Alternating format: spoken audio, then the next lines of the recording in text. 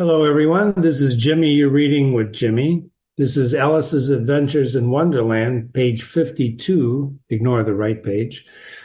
This is the end of chapter 4. Chapter 4, we've analyzed pretty much, and this is the last page of The Rabbit Sends in a Little Bill. If you remember, Bill was the lizard. Alice had eaten a cake, shrunk, escaped, ran into the puppy dog. In the last page over here, she escaped the puppy dog. And she says at the beginning of the last page, and yet what a dear little puppy it was. And why it was a real little dear puppy, even though the bark sounded quite faint in the distance and it was barking at her. Remember, it was trying to touch her and all that stuff. In any case, here we are at the end of chapter 4. And she said Alice, and leaned against a buttercup to rest herself and fanned herself with one of the leaves. I should have liked teaching it tricks very much. If I had only been the right size. She's just not the right size to do this. And sometimes, ladies and gentlemen, we're not the right size to accomplish what we want to accomplish. You understand what I'm saying? So it's important to understand size, your capabilities. Man must know his limitations. You must know your limitations. There's certain things you can do, and there's certain things you can't do. And Alice is finding this out very quickly and clearly. And she's forgotten that I have to grow up again. Don't forget, she's got this plan now. She got to get to the right size and get to that garden. Let's see, how is it? How is it to be managed? You see this here? Let me mark that for you. How is it? What's it?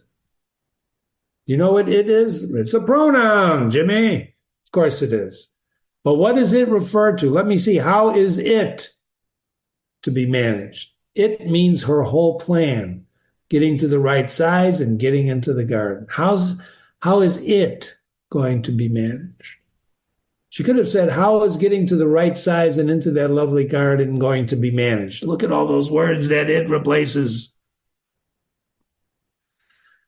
And then she says, I suppose I should eat and drink something. Because anytime she's eating or drinking something happens, right, ladies and gentlemen? But the question is what? What should I eat? What? That's the great question, was what? That's the great question, certainly. Alice looked around her at the flowers, the grass. Remember, she's 4 inches tall. But she couldn't see anything that looked like the right thing to eat under those circumstances.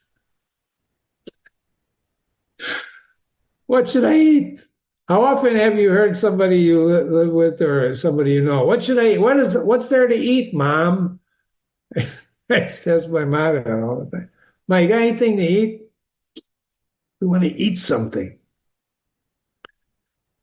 There's a large mushroom growing near her about the same height as herself, about a 4-inch mushroom, perhaps, growing near her. And when she looked under it and on both sides of it and behind it, it occurred to her that she might as well look and see what's on top of it. She doesn't see anything up and down the mushroom. And so she decides to look what's on top of it. So she stretches herself up on her tiptoe, ladies and gentlemen. She's on her tiptoes. Why? She's 4 inches tall. So the mushroom's a little bit bigger than 4 inches.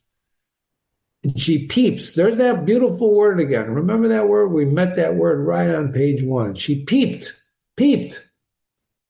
over the edge of the mushroom, and her eyes immediately met those of a large blue caterpillar that was sitting on top with its arms folded, quietly smoking a long hookah, and taking not the smallest notice of her or anything else. And there's the end of chapter 4. Isn't that interesting? You can peek at the next title of the next chapter, Advice from a Caterpillar, but we're not going to read that yet. We want to review chapter 4 briefly. But I want you to think about this now. She sees this caterpillar smoking a hookah. What's a hookah? It's a water pipes made to smoke tobacco and flavors. There's a little typo there again, too, e-water. It's water pipes to make tobacco and flavor. You smoke tobacco and flavor. I do not encourage smoking. Do not smoke anything, especially from a hookah. But there's a hookah, and the caterpillar is smoking a hookah, and it takes no notice of her or anything else. He's in a kind of like a dream, perhaps. Well, he's comfortable smoking his hookah.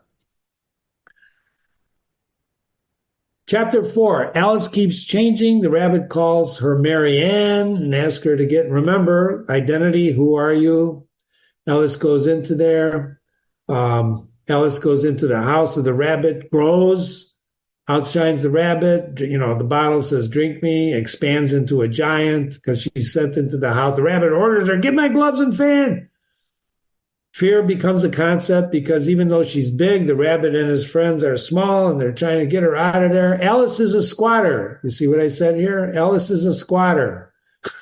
A squatter is an interesting concept these days. You can look it up. What is a squatter? There's some things going on in American cities that are not good. They're squatters.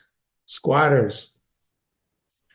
Logic is a concept to be, developed in this chapter because in Wonderland, logic means eating and drinking something to make things happen. You shouldn't do that, ladies and gentlemen, if things are not labeled. And even if they are labeled, you better read the label. Don't just be drinking stuff. Goals are explored. Alice has set goals for herself. She's got to get to the right size and into that garden. And finally, she eats a little cake, shrinks back down, encounters a dog. And the chapter ends with her coming upon this caterpillar smoking a hookah. Now, a caterpillar is a small thing too, right? There's some big caterpillars in certain parts of the world, right? But in this case, the caterpillar is just oblivious to everything, smoking his hookah. All right, I'm going to tease you a little bit. I'm going to tease you. The next chapter we're going to cover is chapter 5. And I'm going to just highlight this right now. Who are you? Says the caterpillar. Remember, I told you this is a story about finding out who you are, who you think you are, who other people think you are. And that's what, notice I wrote down when I first read this book, this thing here, good chapter.